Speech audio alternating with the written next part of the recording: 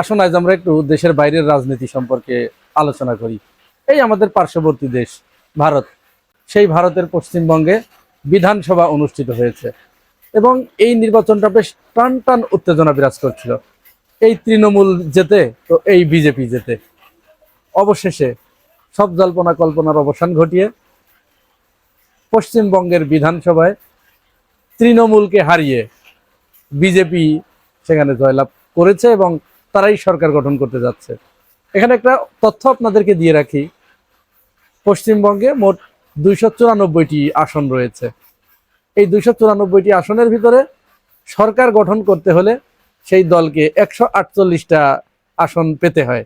আমরা গতকালকের যে নিউজ দেখেছিলাম সেখানে তৃণমূল 118 আর বিজেপি 109। এই খবর জানতে জানতেই হয়তো তখন একটা জল্পনা কল্পনা চলছিল যে মমতা বন্দ্যোপাধ্যায় তাহলে আবারও ক্ষমতায় আসছেন। তিনি সেখানে টানা 18 বছর কিন্তু ক্ষমতায় আছেন, কিন্তু সময় যত গড়াচ্ছিল তত আমাদের বাংলাদেশের রাতের ভোটের মতো সেখানেও ফল উল্টিয়ে দেওয়া হয়েছে। এটি মমতা বন্দ্যোপাধ্যায়ের অভিযোগ। তিনি অভিযোগ করেছেন যে সেখানে ব্যাপক কারচুপি করা হয়েছে। হ্যাঁ, কারচুপি যে সেখানে করা হয়েছে এটা অগ্রহণযোগ্য নয়, কারণ এই ব্যাপারে বেশ কিছু তথ্য প্রমাণ এসেছে। ভারতের বিভিন্ন মিডিয়াতে ভোট কারচুপি, ইভিএম এর জালিয়াতি, এইগুলো সম্পর্কে খবর প্রকাশিত হয়েছে, আপনারা জানেন। আর নরেন্দ্র মোদীর সরকার, বিজেপি সরকার এই ব্যাপারে যে উস্তাদ সেটা তো আপনারা জানেন। বিগত 2018 এবং 2024 সালের নির্বাচনে তারা কি করেছে। 14 সালের নির্বাচনে কিন্তু ওই সময় কংগ্রেস ছিল, তো কংগ্রেসকে তৃতীয়বারের মতো হারিয়ে কিন্তু নরেন্দ্র মোদী ক্ষমতায় এসেছে। তো এখানে ওই ফাঁক ফকরগুলো তার সব জানা এবং ওইখান থেকে সমস্ত তথ্য উপাত্ত নিয়েই কিন্তু শেখ হাসিনা তিনি রাতের ভোট করতে পেরেছিলেন, আমির ভোট করতে পেরেছিলেন।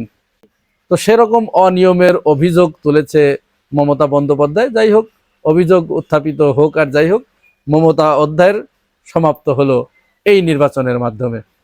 এখন প্রশ্ন আসে যে এতে বাংলাদেশের লাভ বা ক্ষতি কতটুকু, এটা আমাদের একটু বিশ্লেষণ করা দরকার আছে না? যেহেতু একেবারেই আমার ঘরের কাছে, তাহলে আমার তো একটু এইটুকু জানা থাকা দরকার যে আমার জন্য কে সুবিধাজনক আর কে অসুবিধাজনক। ওটা ভারতের নিজস্ব ভূখণ্ড, সেখানে তারা সিদ্ধান্ত নেবে তাদের মতো করে। ওটা আমাদের একেবারেই মাথা ব্যথার কোনো কারণ নেই যে সরকারি ওখানে ক্ষমতায় আসুক। আমাদের পররাষ্ট্রমন্ত্রী, আমাদের পররাষ্ট্র প্রতিমন্ত্রী, তেনারাও এই একই বাণী দিয়েছেন, একই ধরনের আশাবাদ ব্যক্ত করেছেন যে সেখানে যে সরকারি ক্ষমতায় আসুক বাংলাদেশের সাথে সম্পর্কের ক্ষেত্রে কোনো ধরনের প্রভাব পড়বে না। এটা স্রেফ একটা রাজনৈতিক বক্তব্য। আমরা যারা সাধারণ জনগণ আছি, যারা আমরা একটু রাজনীতির চর্চা করি এবং দ্বিপাক্ষিক সম্পর্কটাকে নিয়ে একটু বিশ্লেষণ করার চেষ্টা করি, একটু নাড়াচাড়া করার চেষ্টা করি, তাদের কাছে একটা উদ্বেগের কারণ আছে। উদ্বেগের কারণ কেন আছে এই ছোট্ট ক্লিপটি আগে দেখুন, তারপরে কেন উদ্বেগের কারণ সেটা আপনাদের কাছে পরিষ্কার হয়ে যাবে। আমাদের দেশ দলাই লামাকে প্রোটেকশন দিয়েছে, ভারত এটা করে। হাসিনা ওয়াজেদ বৈধ প্রধানমন্ত্রী, এরা অবৈধ। হাসিনা ওয়াজেদ প্রধানমন্ত্রী হিসেবেই ঢাকাতে শাহজালাল এয়ারপোর্টে নামবেন, স্যালুট দিয়ে নিয়ে যেতে হবে হাসিনাকে।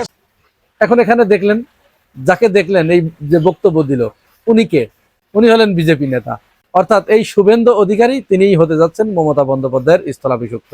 এখন যে শুভেন্দু অধিকারী এই জাতীয় বক্তব্য দিতে পারেন যে শেখ হাসিনা ওয়াজেদ এখনো বাংলাদেশের বৈধ প্রধানমন্ত্রী, তাহলে তার ক্ষেত্রে তার পররাষ্ট্র নীতিটা কতটুকু পরিবর্তন হবে এবং তিনি বাংলাদেশ সম্পর্কে কি চিন্তা ভাবনা করছেন, এই বর্তমান সরকারকে, বিএনপি সরকারকে তিনি কতটুকু সাপোর্ট করবেন, সহযোগিতা করবেন, এটি আপনাদের কাছে তো বুঝতে কি আর কষ্ট হবার কথা? কষ্ট হবার কথা নয়।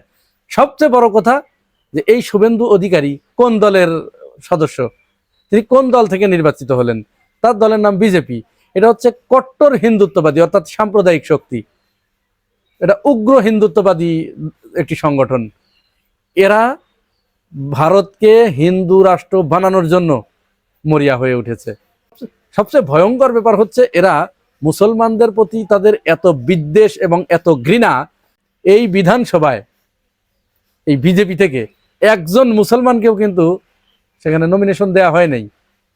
যদিও এই বিধানসভা নির্বাচনে বিভিন্ন দল থেকে, তৃণমূল এবং অন্যান্য দল থেকে প্রায় 50 জনের মতো মুসলিম প্রার্থী তারা সংসদে যাচ্ছেন, কিন্তু আশ্চর্যের ব্যাপার যে এই বিজেপি অর্থাৎ শুভেন্দু অধিকারীর যে দল, এই দল থেকে একজন মুসলিম প্রার্থীকেও নমিনেশন দেওয়া হয়নি।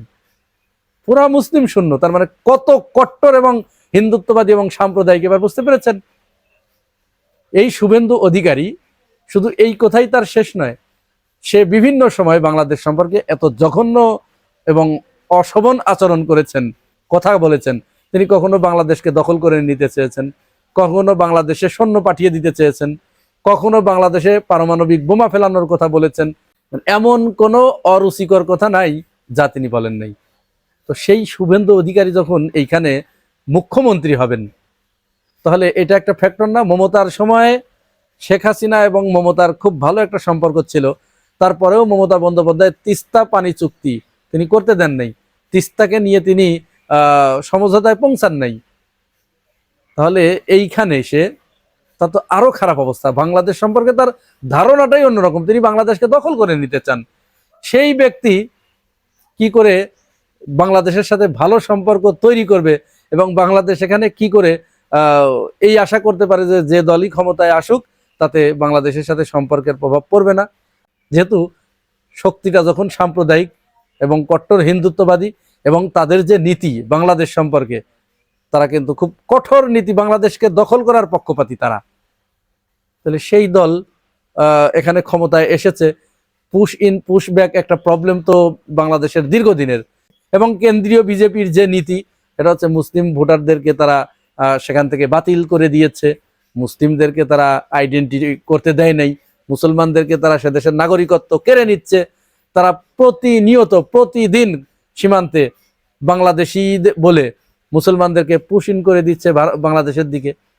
এখন এইটা সরকার কতটুকু এটা ঠেকাতে পারবে? এটি তো আরো বাড়বে, এই পুশ ইন সমস্যা আরো বাড়বে।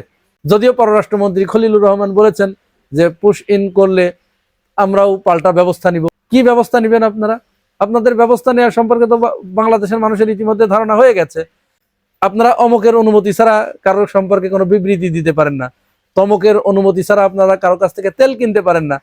তাহলে আপনারা আরেক অমুকের অনুমতি ছাড়া কি করবেন সেটি তো পরিষ্কার হয়ে গেছে মানুষের কাছে। মোটা দাগে আমরা যেটা বলতে পারি, পশ্চিমবঙ্গে মমতা অধ্যায়ের অবসান হবার মধ্য দিয়ে বাংলাদেশের সাথে এই অঞ্চলের মানুষের সম্পর্কটা হয়তো তলানিতে গিয়ে পৌঁছবে, বাংলাদেশের সাথে সম্পর্কটাও তলানিতে গিয়ে পৌঁছাবে। সাম্প্রদায়িক দাঙ্গার ঘটনা ঘটবে, যেহেতু তারা সাম্প্রদায়িক শক্তি। বাংলাদেশে অস্থিতিশীল পরিবেশ তৈরি করার জন্য তারা আপ্রাণ চেষ্টা চালাবে এবং তাদের মূল টার্গেট হবে বাংলাদেশে আবার আওয়ামী লীগকে এস্টাবলিশমেন্ট করা। প্রিয় ভাই বোনেরা, আপনারা কি মনে করেন জানাবেন মন্তব্যের ঘরে। আর যদি নতুন হয়ে থাকেন এই চ্যানেলে, সাবস্ক্রাইব করে পাশে থাকবেন। আজ এ পর্যন্তই, ভালো থাকবেন, আল্লাহ হাফেজ।